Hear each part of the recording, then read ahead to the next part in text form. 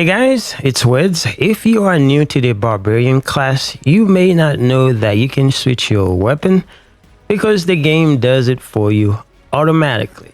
Now, you may hear some of the veteran Barbarian talking about assign your weapon to a certain skill, and you may not know what the hell they're talking about. So let's go through this. In your skill tree, there are some skills that you can put a weapon to. For instance, your basic skill. So when you go to assign, and then you just say confirm, and you can scroll down, you can see it says assign skill, cycle weapon, and remove skills. So this is where you can switch the type of weapon that you want to put in your basic skill. So on Xbox, it's the X, it says cycle. So if you start cycling through the weapons, then you can see that you can switch the type of weapon that you can put in your basic skills. To put it simply, you have two-handed weapon on left and right, and then in the middle you have one-handed weapon. Those are the dual-wielded weapon. Now, why is switching weapon or assign a weapon to a skill is important when the game already assigned a weapon for you? Well, you may not want to slash away with a sword and you want to choose an axe instead. If we go back to our basic weapon again, let's go to assign, confirm, and then scroll. And the weapon that you see here is an axe. Now, what does it matter whether you have an axe or a sword? It all depends on your preference, which one you want your basic skill to use. So let's say, for instance, I don't want to use the axe anymore, and I want to use my bludgeoning weapon to be my basic skill weapon. So we're just going to go to the skill tree, just assign, confirm, and then we're going to scroll.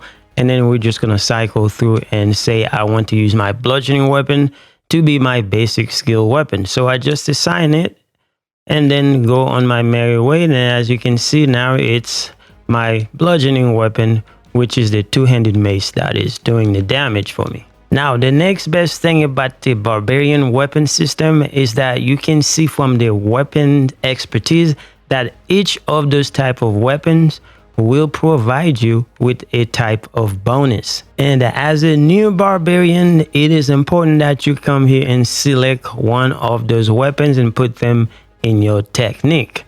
So the technique is here. So let's say I want to use the two-handed sword, and then the bonus that it gives me is bleeding bonus. So if I want to use a bleed build, then that's the one that I would use. Or if I want increase damage to vulnerable enemies, then I would choose the two-handed axe.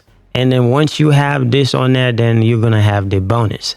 Now, the next best thing is to level up all these weapons. So if you have these weapons equipped and you are using them, doing damage with them, then they can be upgraded passively. Now, when it comes to leveling up those weapons as fast as possible, there are many options. Now, a lot of people like to use the whirlwind, and I try many of them. I try the whirlwind, I try this one. Now, after trying all the different core skill, I feel like double swing was doing a better job for me, especially the type of weapon that I was trying to upgrade. Now, in this example, we are trying to level up a one-handed weapon, which was the one-handed mace, and there is also the one-handed axe that is in the middle slot. Currently level 8 in one-handed axe and level 5 in one-handed mace. And for our core skill, we are using double swing, which requires dual-wielded weapons. So this works out great for what we are trying to do. So we're just gonna swing and dice. I'm not ready yet. I'm not ready yet. Now you can see that we leveled up both our one-handed axe and also our one-handed mace because they are in the middle slot and they are dual-wielded weapons. So this is a very good way to level up your weapons by going to the skill tree and select the right weapon and select the right core skill, and then you can just have all the bonuses that are available to the Barbarian. Now, do you have to do this in the training area? No, you don't have to. You can just go play the game normally and then just do this. It's just that the training area provide an extra bonus for you to do that at your own leisure without worrying about dying into enemies. Anyway, guys, that's all we have. Hopefully this was helpful. Thanks for watching. I will see you guys in the next one.